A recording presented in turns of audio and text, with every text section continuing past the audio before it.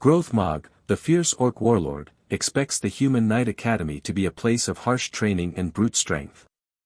Instead, he finds chaos, students juggling scorpions, fighting blindfolded, even battling their own feelings. The humans fight with their minds and emotions, not just weapons and muscle. This strange way of training horrifies Growthmog, who reports madness back to his people. But his son Hrothgar is fascinated and joins the academy, discovering a new kind of strength, one based on understanding, empathy, and cleverness. As an army led by Growthmog comes to attack the academy, Hrothgar and his human friends face the challenge of defending not just with swords, but with minds and hearts. The story is intense and emotional, showing the clash between old and new ways of fighting. It explores the power of growth, trust, and the courage to change. The stakes are high, with war looming and lives on the line, but the real battle is in learning what strength truly means. Growthmog, the Iron Skull, stood tall on the cracked stone path leading to the gates of the Human Knight Academy. His thick green skin was covered in scars and old battle wounds, each telling a story of kingdoms crushed beneath his mighty war axe. The great orc expected the usual. Lines of perfect soldiers. Loud, angry shouts. Harsh drills and brutal punishments. But what he saw as he stepped inside confused him deeply. A student was juggling live scorpions while chanting a rhythmic poem. The girl's hands moved fast and steady, never dropping a single stinging scorpion. Her voice rose and fell like a song, keeping time with her juggling. Growthmog's heavy brow furrowed. "Is this normal?" he rumbled to the cheerful woman walking beside him, Professor Wreath. "Oh, that's just the warm-up exercise," she said brightly. Reciting poetry to a beat helps the students stay in sync during drills. The scorpions teach them to stay calm and focused even when facing danger. Growthmog's large hand tightened around the handle of his war axe. "I was told this was a place for warriors," he said suspiciously. "This looks like madness." Professor Wreath smiled. "You wait until you see the emotional warfare training. That's the real test." She gestured ahead as they passed a courtyard where blindfolded students fought with swords, listening carefully for every sound. Growthmog watched, eyes wide. The fighters moved with skill and caution, dodging strikes not by sight, but by hearing. "This is wrong," Growthmog muttered. "Fighting is strength and honor. Not this." They passed students sitting in a circle, eyes closed, while a small dragon padded quietly around them.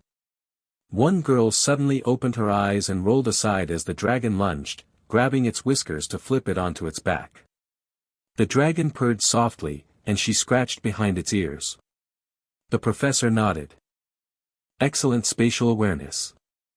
But you lost points for opening your eyes." Growthmog stumbled back. "You psychoanalyze your enemies." "Exactly," said the professor. "Knowing their deepest fears means you can win without ever drawing a blade. But yes, we teach proper sword work too." Suddenly, a sword zipped past Growthmog's head with a sharp whistle.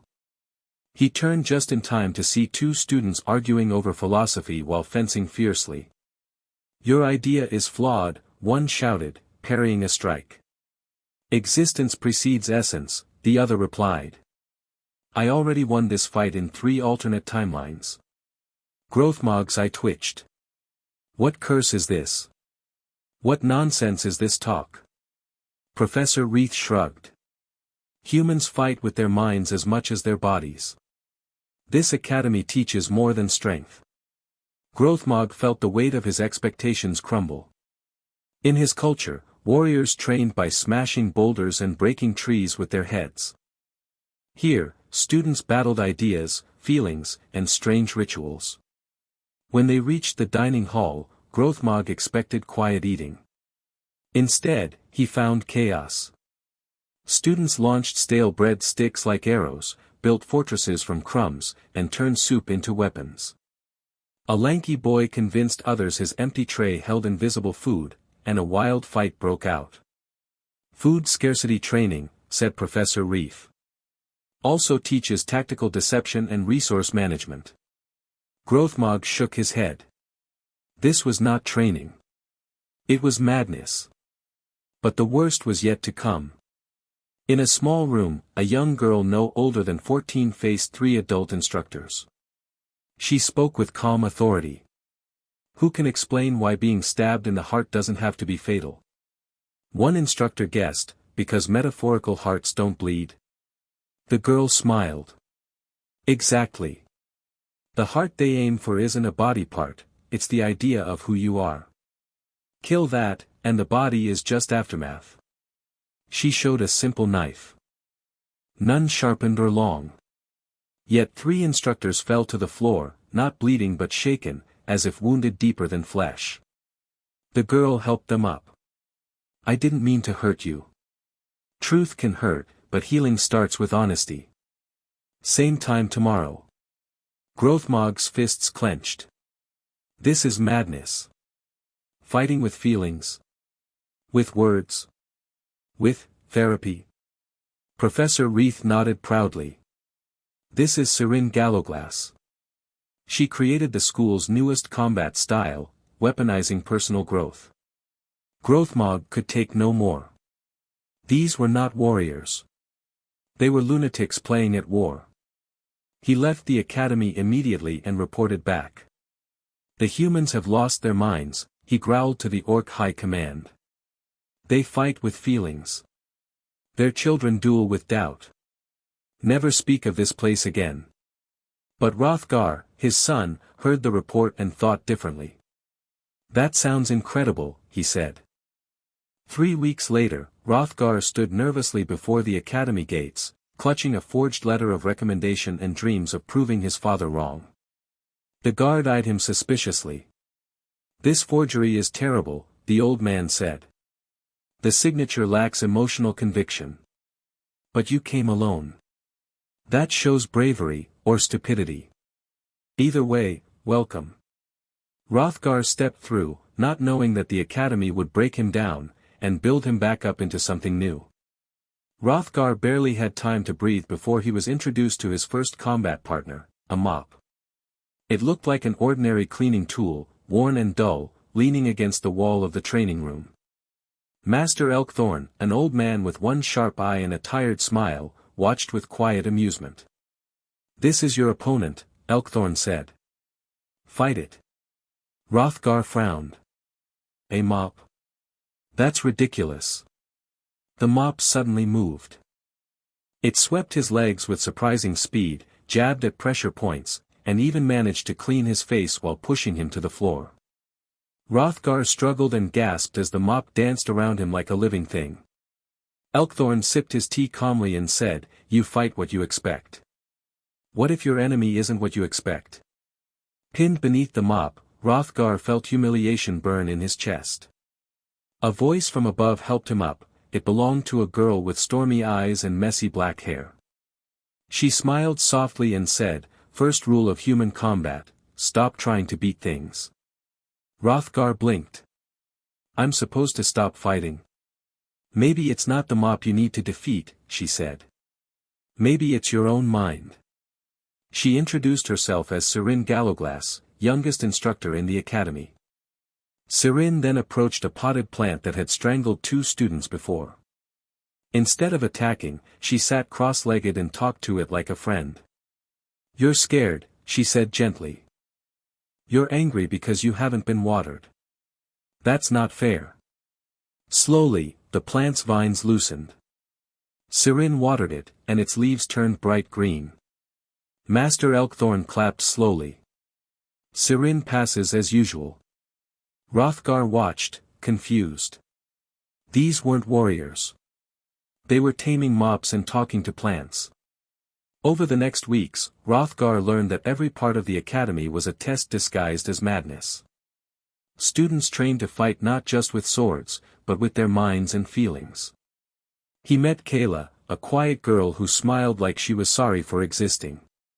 She said, "Everything wants to be understood, even things that aren't alive."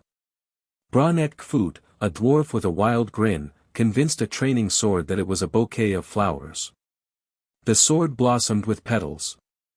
Reality, Bronette said, is just what we agree on. Change what we believe, change reality. Hrothgar shook his head. That's insane. Yes, Kayla said. But it works. Nico, a runaway noble with a crossbow that looked like a pet, nodded. Do you know how many fights you can avoid by convincing your enemy's weapon it's a fish? The classes were even stranger. Students learned battlefield haiku, where bad poetry could cause real pain. Strategic cowardice taught running away as a fine art. Advanced paradox fighting gave Hrothgar headaches just reading the books. Still, the lessons worked. During a mock battle, Hrothgar faced a student wielding a sword that leaked shadows. Your sword is impressive, Hrothgar said, dodging attacks. You must have trained for years. The student hesitated. You're holding it wrong. No, I'm not. Look at your grip. You're scared. Scared of failing. That moment of doubt was enough. Hrothgar's practice blade struck the shadow itself, and it flickered and disappeared. Your sword follows your mind, Hrothgar said. Confidence makes it strong. Fear makes it weak. Sirin, fighting nearby while listing groceries, shouted, he's new. He'll learn to be more subtle. But the Academy's Real test came soon enough. The Whispering Woods were a place for survival tests. Minimal supplies. 3 days. Maximum creativity. Hrothgar's squad made camp by a stream. Bronette tried to convince a fish that they wanted to be dinner. It's not working, Nico said, clutching his crossbow. Try giving it a purpose, Kayla whispered. Fish need purpose too. Suddenly, the forest fell silent. Not the quiet of peace, but the quiet before danger. Sirin's whip-like sword uncoiled like silk. Kayla's hands glowed with warm light. Nico loaded bolts etched with strange symbols. Hrothgar's hand found his real sword, the one the Academy insisted everyone carry, for emergencies. Scouts appeared, moving with Orcish discipline and elven grace. They wore black and silver, Adamant Legion, his father's allies. Granite, one of Hrothgar's squad mates, stomped his foot. Suddenly, every weapon nearby sprouted flowers.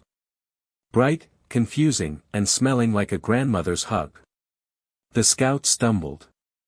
Kayla's light washed over them, not harsh, but gentle, making them want to tell the truth and maybe cry a little.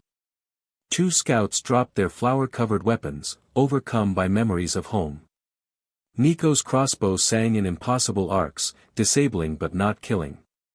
Sirin danced forward, her whip sword asking questions. Why are you here? What do you want? One scout tangled himself in doubt. Another stopped mid-attack, unsure why he was fighting children. Squad 9, defensive pattern, therapy circle. Hrothgar shouted. They stood back to back, covering each other. Their defense wasn't armor or shields, but presence. They made violence complicated, too confusing to continue. We don't want to hurt you, Kayla said softly. A scout muttered, we're hunting children. Dangerous children, their commander snapped, but sounded uncertain. Hrothgar recognized the voice beneath the helmet. Uncle Mormore's scarred face appeared, hard and grim. Hrothgar, he said. What are you doing here? Your father didn't send kill squads after students. We're not kill squads, Moore said, pulling off his helmet. Your father thinks you've been corrupted. He's coming with an army to save you by destroying this madness.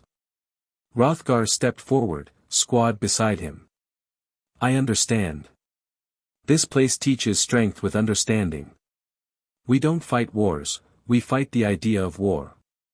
Moore looked around the field, weapons turned to flowers, soldiers overcome with memories. This is madness. Yes, Sirin said quietly. And it works. She knelt beside a disabled scout, who flinched. You have children? She asked softly. The scout nodded. We're not your enemy, Sirin said. We fight to make you question why you fight. Moore looked away, the weight of new truth heavy on his shoulders. You have 3 days. After that, the academy burns. The forest held its breath as Hrothgar's squad stood quietly, watching the distant orc army gather on the horizon. The black and silver armor gleamed beneath the pale sun, but the armor did not hide the fear creeping into the soldiers' eyes. Hrothgar felt it too, the fear of what was to come.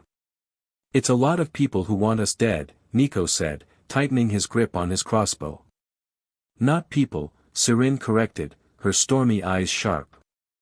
Ideas. Fear. Old anger. My father was like your father. All strength and no softness. It broke him. It broke us.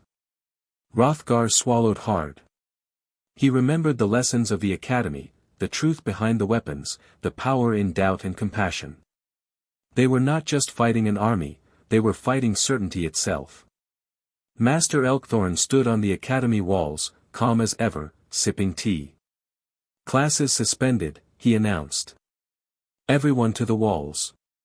To defend? A young recruit asked nervously. To watch, Elkthorn said softly. Defense implies threat. They are not a threat. They are a teaching opportunity. Hundreds of students moved swiftly, but not with weapons drawn. Their faces held calm and quiet strength, the kind born from facing their own fears. Hrothgar found his squad and took a deep breath. The orc army grew larger, 1,000 strong, his father leading them with furious rage, a storm of war ready to crash. But the academy was ready too. Kayla lifted her hands, and soft light spread like dawn over the battlefield. It was not harsh or blinding, but warm and revealing.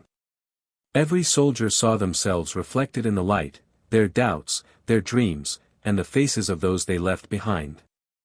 The sound students began the battle harmony, not a war chant but a lullaby. The kind a mother sings to soothe a frightened child. The song asked a simple question, what are you fighting for? Brannet's squad moved through the grass, twisting it into patterns that spelled uncomfortable truths. Your leaders fear children. Strength without thought is just violence. When did you last ask why? Hrothgar felt the strange power of the academy's fighters. They did not clash like warriors. They flowed like water, finding cracks in the armor of certainty. Sirin led the charge, or rather, the conversation. She walked calmly toward the enemy lines, whip sword drawn, but not to attack. You there, she called out, pointing at a massive orc warrior. You favor your left side. Old injury? The orc blinked. How do you know? Training accident, she said softly. Someone told you to be strong, so you never let it heal. But strength can be wisdom too. The orc hesitated, lowering his weapon. All across the field, similar moments unfolded. An elf warrior debated immortality with a 12-year-old who fought with soap bubbles and visions of possible futures. A dwarf berserker stopped mid-charge, distracted by a compliment about his axe and a conversation about his daughter. This is what we do, Hrothgar told a confused orc soldier trying to attack. Humans don't fight wars. We fight the concept of war itself. The soldier stopped, unsure what to do next. Hrothmog, the Iron Skull, would not be swayed by words or light. He carved a path through the confusion with his ancient war axe. To him, strength was strength. Steel was steel. His son was corrupted, and he came to save him. Hrothmog reached the center of the chaos, where Hrothgar stood with his squad. Son, Hrothmog growled. End this madness. Come home. I am home, Hrothgar said calmly. These humans have freed your mind, not poisoned it. They have taught me a new strength, understanding, connection, cleverness. Hrothmog raised his axe, voice booming. Violence is necessary. It is the foundation of order. No, Sirin said quietly, stepping forward. Fear is the foundation of your order. Fear that without violence, you are nothing. She dropped her weapon, unafraid. I am 15 years old, she said. I weigh half what you do. By all measures, you could destroy me, but you won't. Grothmog's axe wavered. You dare. Because you are not a monster, Sirin said. You are a father who loves his son. You brought an army because you didn't know another way to show it. Grothmog looked at her, his rage fading into a slow burn of understanding. My father was like you, Sirin continued. All strength, no flexibility. It broke him. Don't let it break you. She saw the pain in his eyes, the sleepless nights, the armor not just for protection but to hold himself together. That armor, she said, we all wear it. The question is, are you brave enough to take it off? Grothmog stood frozen, then slowly lowered his axe. I came to save my son, he said quietly. You did, Hrothgar said. Just not who you expected. The battle ended not with swords, but with shared understanding. Grothmog stayed for dinner, watching the students' strange lunch duel, the one where food became weapons, and battles were fought with laughter. This is insane, Grothmog muttered. Master Elkthorn poured tea and smiled. Insane, yes. But effective. Sieges have ended by convincing enemy supplies they were something else. Reality is more flexible than you think. Hrothgar taught Orcish war forms to his squad while they taught him human combat, interpretive dance, emotional strikes, reality bending. Grothmog watched his son laugh, truly laugh, for the first time in years. The clans won't understand, Grothmog said. They will say I've gone soft. Let them, Sirin said. Let them learn. Grothmog looked at her and Master Elkthorn. What would you teach them? Strength has many forms, Elkthorn said. The best victory is one where everyone wins. Sometimes the bravest thing is to think. And feel, Sirin added. We're very big on feelings here. I noticed, Grothmog said dryly. Your students turned my berserkers into a support group. Have you seen how much trauma they carry? Sirin asked. They needed it. That night, Grothmog signed a treaty with the Academy, not a surrender, but an enrollment form. Start with 12, he said. Volunteers only. If you break them, Elkthorn said with a grin, we'll break them properly, into better shapes. Hrothgar walked his father to the gates. I'm proud of you, Grothmog said quietly. I don't understand what you've become, but I am proud. I'm still your son, Hrothgar said. Just more. Grothmog shook his head. Next, you'll tell me violence isn't the answer. It is an answer, Hrothgar smiled. Just usually not the best one. Grothmog left, wondering about philosophical warriors and emotional warfare. 3 weeks later, 12 young orcs stood nervously at the academy gates, ready to learn impossible things. The 12 young orcs waited anxiously at the academy gates. They were rough, strong, and proud, raised on tales of battle, honor, and endless war. Now they faced something completely different. The academy wasn't just a school. It was a strange, wild world where reality bent like light through water. Where emotions could be weapons, and doubt was a shield. Master Elkthorn greeted them with his usual calm, holding a steaming cup of tea. Welcome to your education in becoming human, he said with a dry smile. But we're orcs, one boy protested. Biology doesn't change. Methodology does, Elkthorn replied. Sirin and I will teach you that strength has many forms. Sirin stepped forward, her eyes sharp like winter stars. The best victory is the one where everyone wins. Sometimes the bravest thing is to think, and to feel. The orcs exchanged uncertain glances. This wasn't the training they expected. Over the weeks, they learned lessons unlike any they had known. The first was interpretive dance combat. It felt ridiculous at first, twisting and flowing like water instead of smashing like stone. Yet, in the movement, they found grace and control. Kayla taught them how emotions could flow through motion, making even the fiercest strike a form of expression. Bronette showed them botanical warfare, turning grass, flowers, and vines into allies. The orcs marveled as blades of grass bent to their will, shielding them or tangling foes. It was strange and beautiful, a dance of life and battle. Nico taught them emotional algebra, a method of using feelings like numbers, equations to solve conflict. Imagine anger is a weight, he explained. Too much, and it crushes. Balance it, and it powers you. Sirin guided them through aggressive empathy, the art of reading opponents like open books, understanding their fears, and using kindness as a weapon sharper than any blade. The orcs struggled. Their old training screamed for rage and raw power.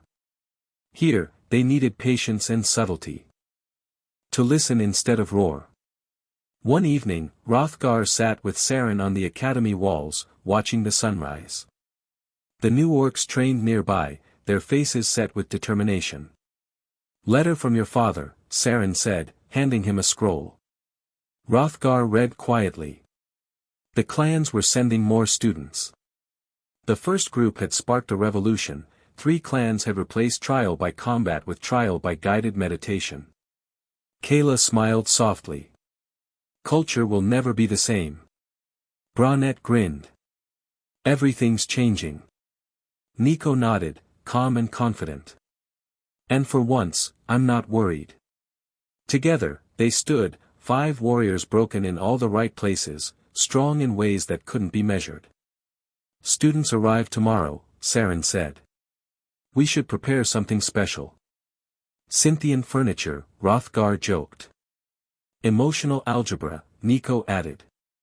Therapeutic flower arrangement, Bronette grinned. Aggressive empathy training, Kayla smiled. All of the above, Saren decided.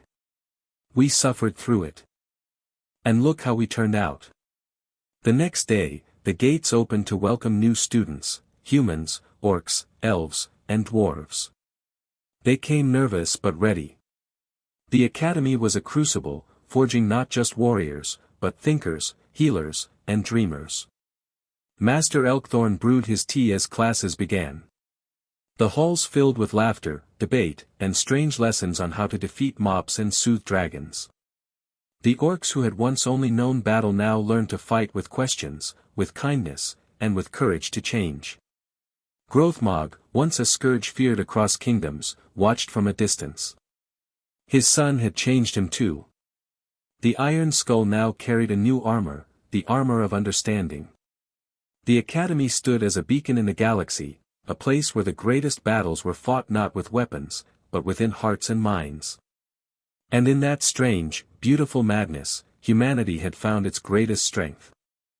The sun rose bright and steady over the Human Knight Academy, casting long shadows across the training fields and ancient stone walls. The morning air was alive with energy, new students bustling about, old students sharing quiet smiles, and the promise of another day filled with impossible lessons. Hrothgar stood on the walls, watching the horizon. The clans were sending more orcs to learn this strange way of war. His heart beat steady. The academy had become his home. Not because of its walls or weapons, but because it taught something no blade could, understanding. Sirin joined him, her stormy eyes watching the distant hills. They're coming, she said softly. More than ever. Hrothgar nodded. They come with fear, with old anger. But we have something they don't, knowledge of a different way. The gates opened wide, and a new group of orc youths stepped inside. They were nervous, uncertain. They clutched worn weapons and carried the weight of generations on their backs. But in their eyes, Hrothgar saw hope. Master Elkthorn greeted them with a gentle smile. Welcome, he said. Here, you will learn to grow. Days turned into weeks. The new students struggled as the first had. They stumbled through dance combat, wrestled with emotions, and faced the terrifying idea that strength could come from kindness. Some wept. Some laughed. Some grew stronger in ways they never imagined. Growthmog, the Iron Skull, returned to the academy, this time not as a warlord but as a guardian. He walked the halls with a new respect, watching the orcs who once would have been his warriors now learning philosophy and empathy. "You have made them softer," he said quietly to Hrothgar. "No," Hrothgar replied. "We have made them stronger." The greatest battle was not on the field, but inside. The battle against fear, doubt, and the urge to destroy what is different. One evening, as the stars filled the sky, Hrothgar and Sirin sat together by the fire. "Do you ever miss the old ways?" Hrothgar asked. Sirin smiled, eyes reflecting the flames. "Sometimes. But the old ways broke people. This way, this madness, it heals. Will the clans accept this change?"